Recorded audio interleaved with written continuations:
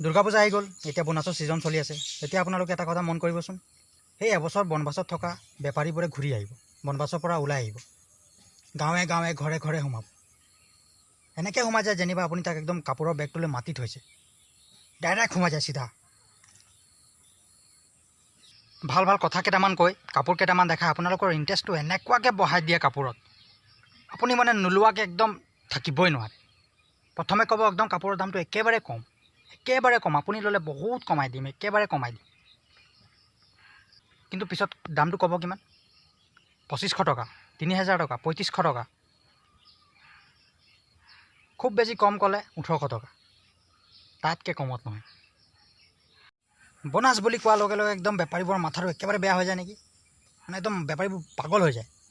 500 টকীয়া বস্তুৰ দামটো 1000 টকা ক'ব, 1000 টকা দামটো 2000 টকা ক'ব, 100 টকীয়া বস্তুৰ দামটো 500 টকা ক'ব। মানুহে লাখ লাখ টকা বোনাছ থৈয়েনো পায়। সেইদিনাখন দিনত মই ঘৰত এনে বহি আছোঁ, বেপাৰী এজনে মাত লগালে, দাদা লাগিব নেকি? মই বোলো কি? বোলে মেখেলা চাদৰ। মেখেলা চাদৰ এনেকৈ সুধিছে যেনিবা মই এইবছৰ একদম দুৰ্গা পূজাত মানে মেখেলা চাদৰ পিন্ধিয়ে ঘৰৰ পৰা ওলাম।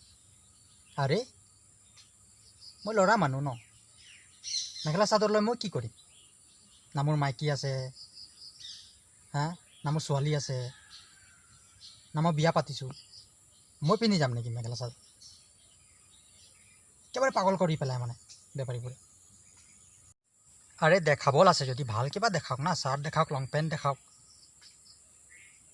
মাঘ ফাগুন চ'ত মেখেলা চাদৰ, মই কি মেখেলা চাদৰ পিন্ধা মানুহ নেকি?